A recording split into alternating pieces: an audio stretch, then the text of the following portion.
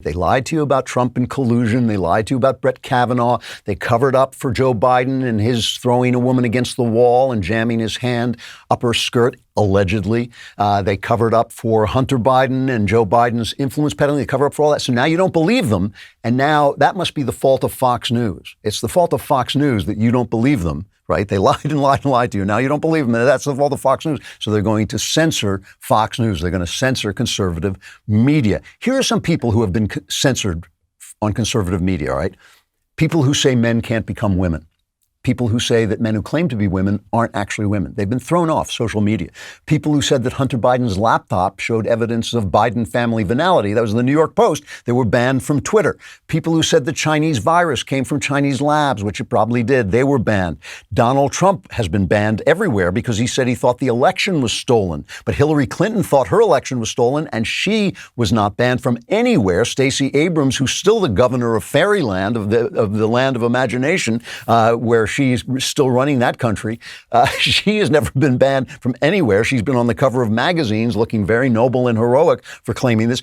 Remember the new rule when Twitter made a rule? I think it was Twitter, YouTube, they all work in collusion when they made the rule, no one who challenges an election, the validity of an election that's already over, right, will be allowed on social media. That was the new rule after Trump lost the election. But here's a montage of, I think this is from Grabien, of Democrats after Trump won the election talking about election security. Cut 9.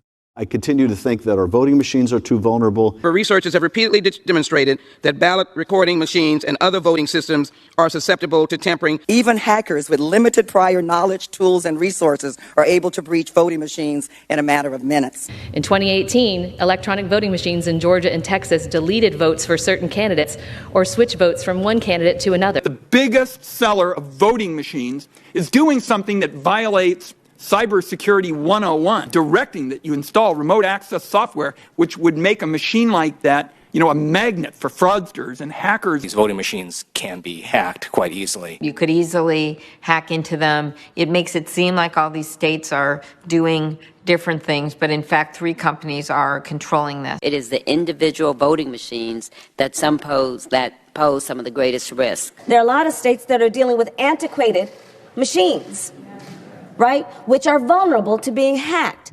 That was Kamala Harris, that last one.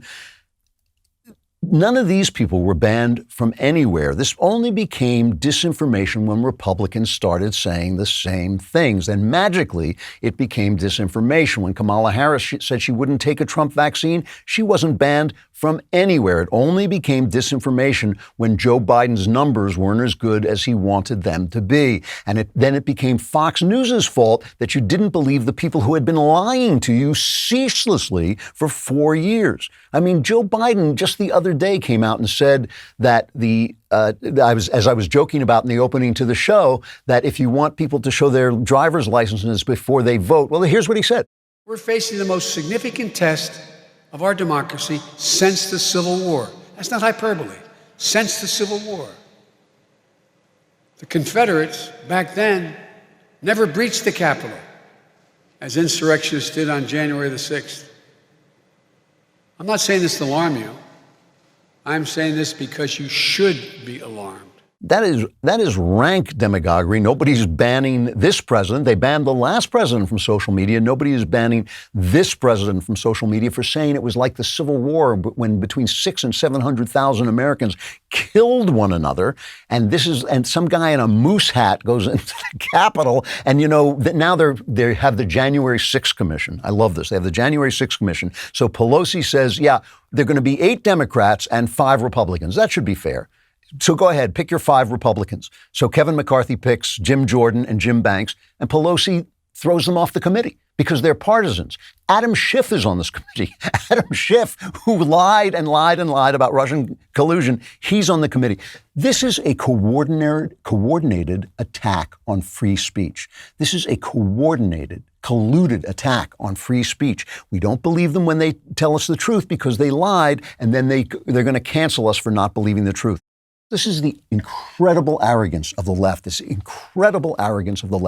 They are attacking us for disagreeing with them. They have set up this system in which everything that disagrees with them is hate. They invent new categories of human beings. Transgender women. You can think like, yeah, well, that's not really a woman. Oh, that's hateful. That's hateful. Suddenly, gay marriage is a thing, marriage which has only ever meant one thing through all of human history. It has only been used to describe the relationship between a man and a woman. Suddenly it's used to describe the relationship between two men, and people say, well, you know, I have some moral problems. Oh, that's hateful. That's a hateful thing. Whenever you disagree with them, you have become hateful. Whenever you're hateful, they can knock you off media. They can knock you off social media. They can ban you. They can get you fired. They can get you canceled. It's a system. They have set up a logical system for banning the opposition. And the only reason you need to ban the opposition is when you're wrong. You do not censor people when you're right. You do not censor people when you're telling the truth. You censor people when they're telling the truth. They have lied and lied and lied, and now we don't believe them, and they want to censor us for not believing them so they can go online.